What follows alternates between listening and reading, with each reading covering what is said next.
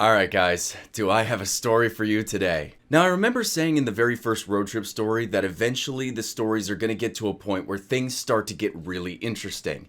This is where this begins, and I cannot wait. This is where I've been trying to get to this whole time. From here on, things are going to get crazy.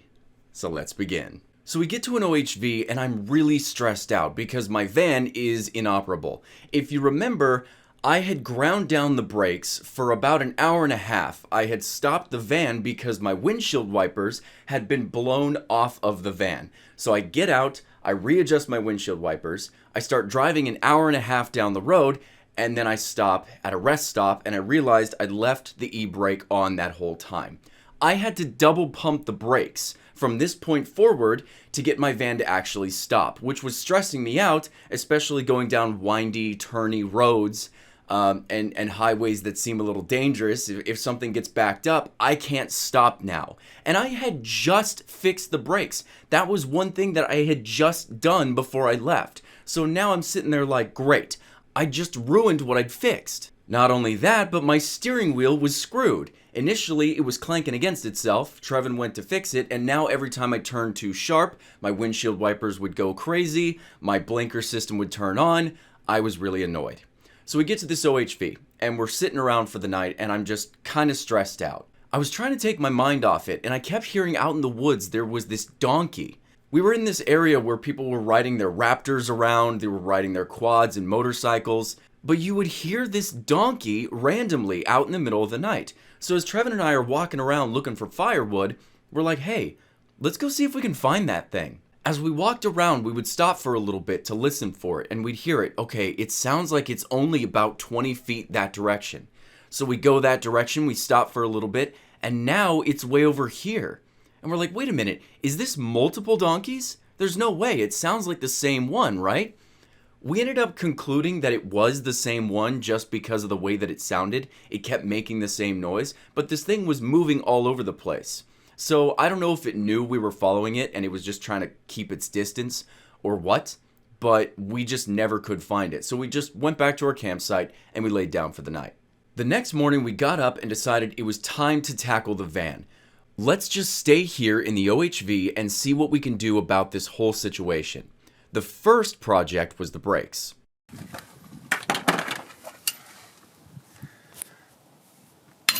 So... Trevin and I jacked up the back of the van and started taking the wheels off. We needed to get in there and see what the problem was. So we take the housings off and we're sitting there looking in there and we find out that the brakes actually aren't worn down. After looking up a few videos, what we realized was these brakes are self-tightening brakes. So what they're supposed to do is as you use them, they'll tighten or loosen depending on how they're supposed to act, right?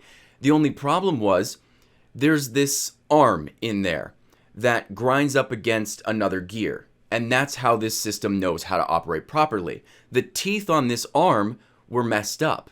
So what Trevin did was took a flathead and tightened down the brakes.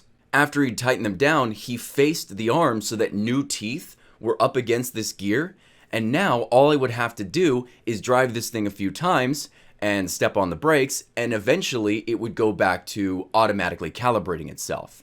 That didn't take too long. Honestly, it was maybe an hour or two of work, and it was completely good again. Or theoretically, it was good again. We still weren't going to test it until the next time we drove.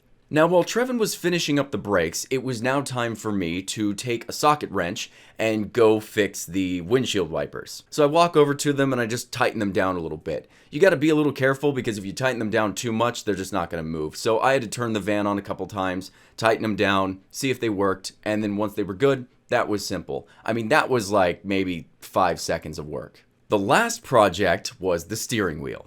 Trevin started taking the entire column apart. He actually ripped the entire thing apart.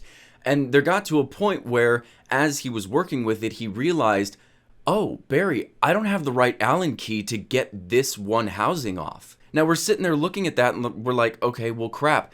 You've already taken the steering wheel apart. We don't want to just put it back together. What are we going to do? So over in the distance, we heard these people with their Raptors, and we'd been hearing them all day. So I figured, okay, if people are bringing their Raptors out here and there's people around, maybe we can go to one of these sites and maybe they'll have the tools that we need. So Trevin and I run over to this campsite and there's about 8 people there. No, 9 people.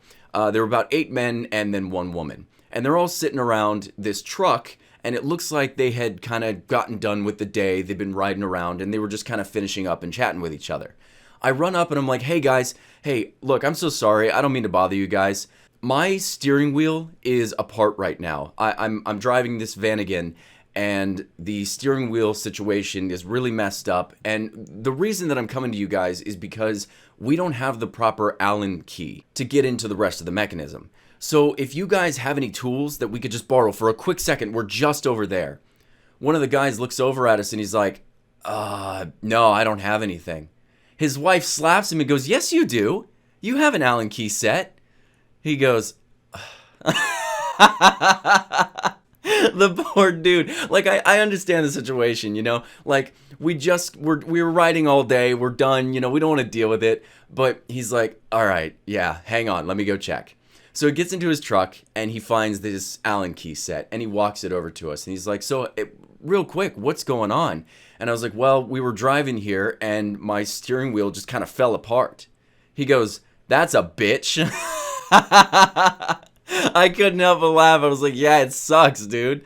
I promise, we'll be right back. I'm not going to steal your tools. We'll be right back. So Trevin and I sprint back to the van, and I give him the set, and he's taking the thing apart as quick as he possibly can. The thing was, I couldn't return this set until he takes that mechanism apart, fixes the situation, and then puts that mechanism back on so that he can tighten it back down with that key. And then that's when I can run the thing back.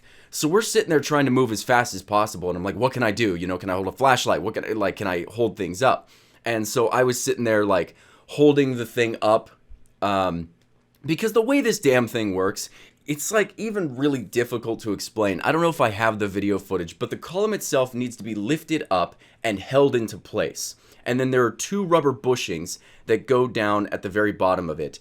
And once you tighten that down, that's where it's supposed to be in place. But because of all the rocks and the rough roads we were on, the steering wheel had sunk down. And when it did that, it started clanking against itself. If you lift it too high, then it doesn't make contact with the horn, and then it also, like, it starts grinding up against the blinker system. It's just a pain in the ass, right?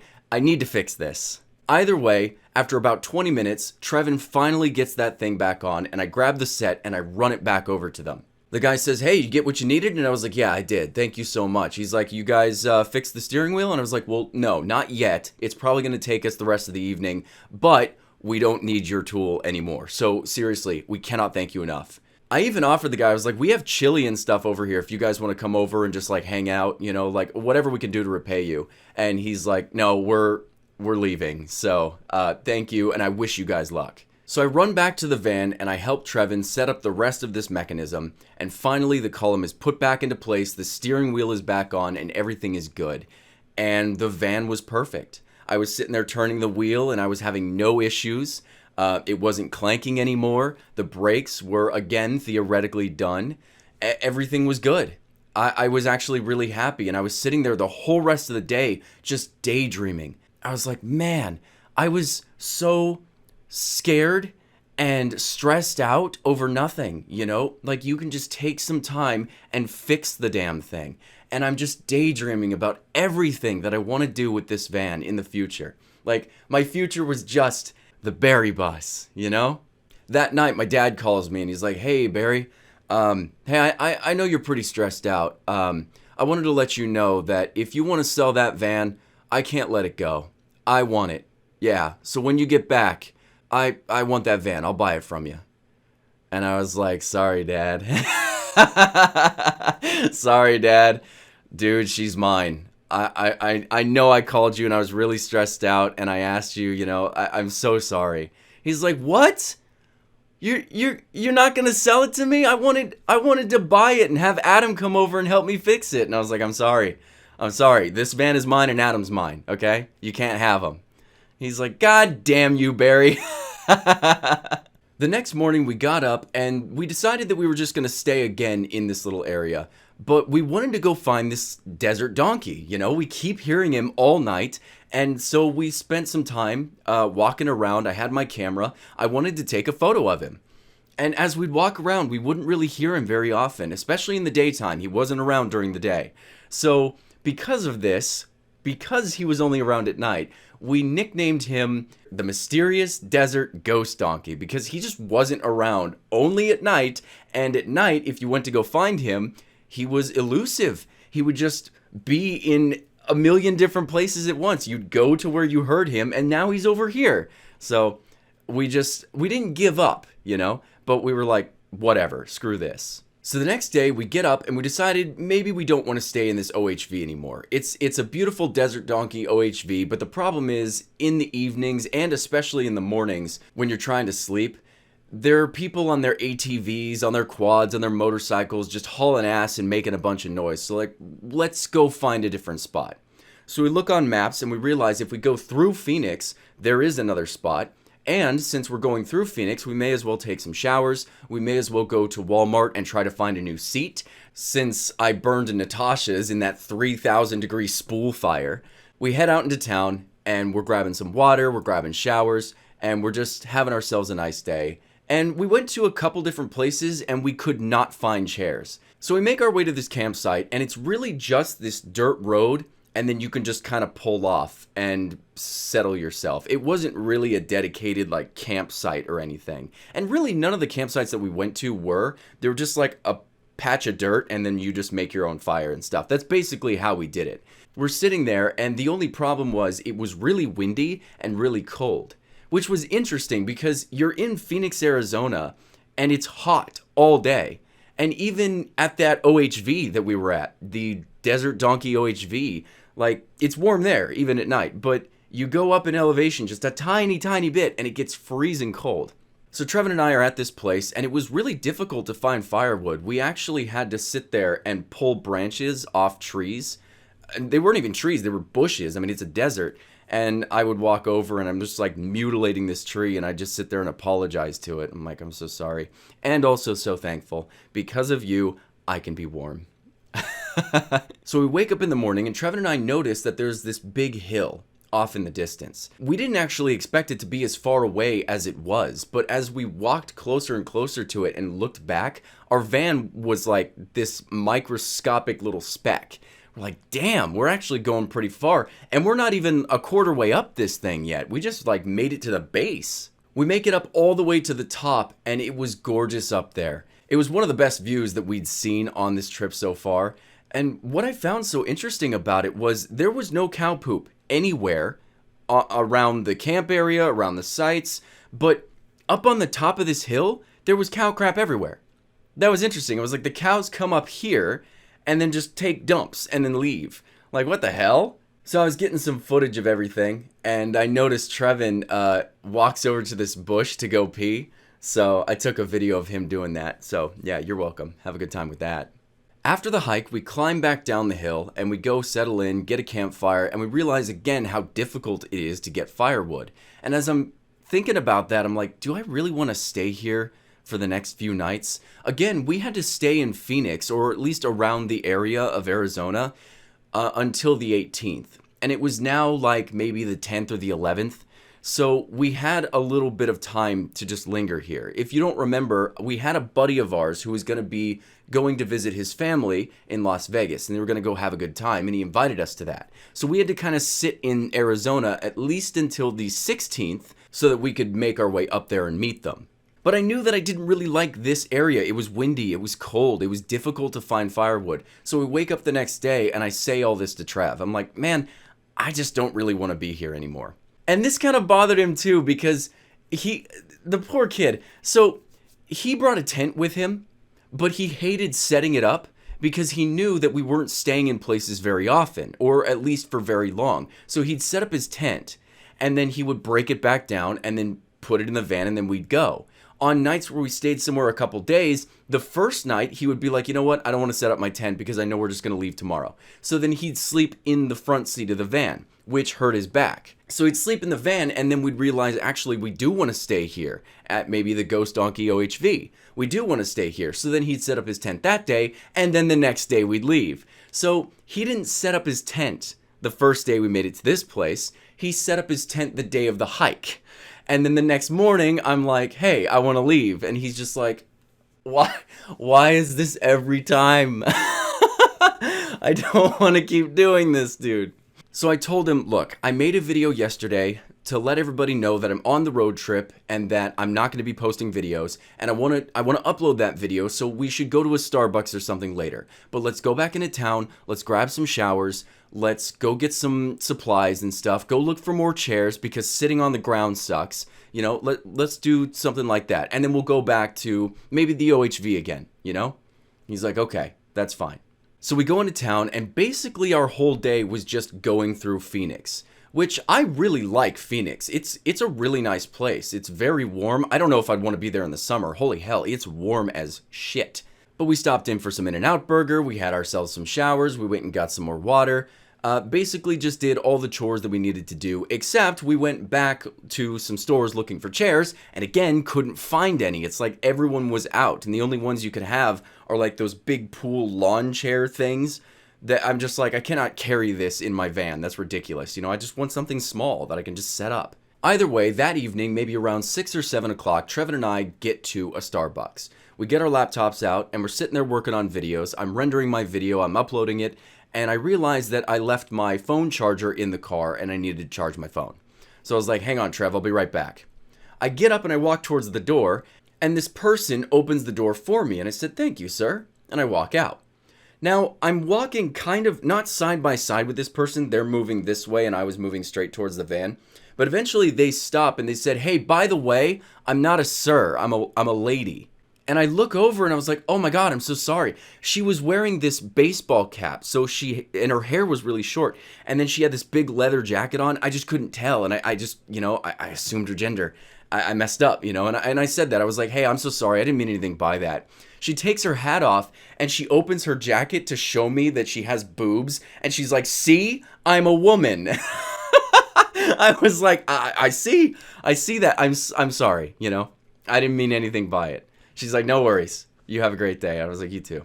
I continue on towards the van and I open her up and I grab my charger when this guy walks up to me. Now, this guy was wearing really nice glasses. He had a sharp blue suit on. He's carrying this little leather pack, this thin leather. It looked like a laptop case, really nice bag. And he walks up and he's like, what is this? I said, this is a 1982 Volkswagen Vanagon. He's like, dude, are you road tripping? I was like, I am. He's like, I've always wanted to do something like this. Me and my wife, dude, like, I love this stuff. I was like, you want to take a look inside? He's like, yeah, I would love to. So I'm showing him what we got going on. I'm telling him about how I've got 2 people in here. It's myself and my buddy. You know, so we're just traveling. We're going to try to make it to Florida. He's like, damn, dude, that is so cool. And we're sitting there chatting for a little bit. And he's like, can I come inside and hang out with you guys for a sec? I was like, yeah. Come on in, dude. So we walk inside and I sit down and I'm like, hey, Trev, so I just met this guy outside. This is, the guy shakes Trevin's hand. He goes, I'm Shawan. And he sits down and we're like, so what's up with you, Shawan, you know? And he's like, well, tell me a little bit about your guys' trip. So we're telling him about the trip. He's asking how we make money. I was like, I'm a YouTuber and, you know, Trevin is starting up his own channel and stuff. You know, we kind of go into ourselves for a little bit. And he goes, where do you guys see yourselves in 5 years? And I was like, in 5 years? Man, that's a good question. I think I would like to be back in Vietnam, if I'm being honest. And Trevin's like, yeah, you know, I want to travel and I'd like to, you know, I'm really not sure. I'm kind of not sure where I'm going to be, but I see like some paths for me. We're like, what about you? He goes, well, I'm actually a businessman, if you couldn't tell, and I work in a business where I have a bunch of partners. And in about 6 months, I'm going to be retiring myself and my wife. And I'm sitting there like, really? He goes, oh yeah, it's pretty lucrative. And I was like, well, do you like us enough to get us involved in this? The dude stops, whips out his bag, throws a notepad down, flips to a new page, and starts writing stuff down. He's like, you guys serious about this? You really want to? And I'm sitting there like, what did I just... what did I just get myself into here? He starts writing about tax exemptions, W-2s versus 1099s, how to like save money, how to make your life profitable and stuff. And he's just going ham on this notepad. Now, I had a funny feeling about this because I've been approached by MLMs before, right? And I'm not saying that I knew for a fact that's what this was, but it felt like that to me. So I stopped him. I was like, hang on a second, Shawan. Is this an MLM? He looks back at me and he goes, an MLM? And I was like, yeah, like a pyramid scheme. And he goes, what do you mean by pyramid?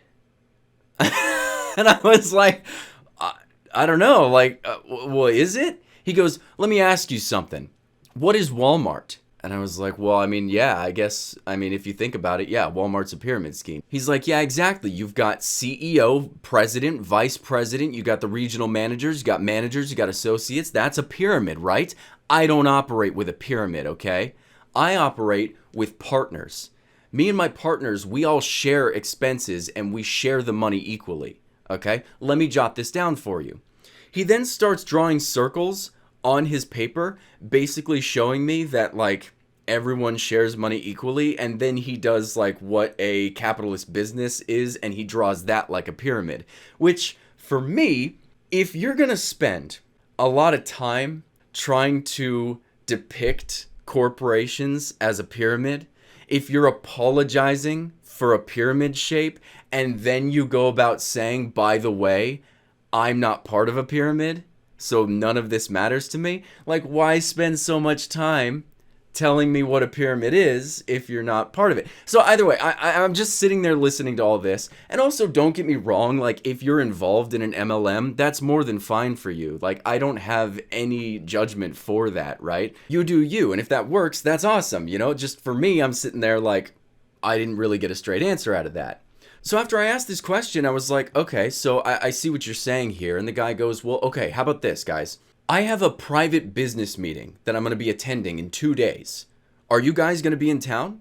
And we're like, yeah, we're going to be in town. He goes, okay, I'm going to see if I can save you guys a seat. Are you guys interested in this? Seriously? And we're like, we're interested enough to take a look for sure. He's like, I don't know if I can get you in. It's a really private gig. But if I can get you guys in, you have to promise me that you are going to go. And we're like, yeah, if you get us in, yes, we'll definitely go. He's like, okay, the only thing is there's a dress code, okay? You got to dress nice. And we're like, we're camping, dude. Like, what? Okay, all right, yeah, we'll figure it out. Okay, no worries. Before I left, I asked the guy, so if I were to go to Vietnam again and live there, would I be able to be a part of this business? And he goes, oh yeah, we're global. I didn't say this, but in my head I said, Amway Global? Either way, Trevin and I, we take off, Shawan goes, and we're driving back to this OHV. And Trevin and I are talking about it the whole time. I'm like, dude, was that an MLM? That sounds like it was an MLM. And he's like, I don't know. The way he talked about it, it sounded like it, but I'm not sure. And I was like, I'm legitimately stoked to find out what this is. Like, I really do want to go, and I hope he gets us a spot. So Trevin and I go back to the Ghost Donkey OHV. We sit down, get ourselves a campfire, and we lay down for the night. Now, like I said, this is where the stories are getting really interesting, and a lot of neat stuff is about to happen. But because there's so much to tell you, I can't put it all in one video. So I have to cut this short and end it on a cliffhanger again. Are Barry and Trevin gonna get scammed? What is this private meeting? Thank you guys so much, and I'll see you in the next one.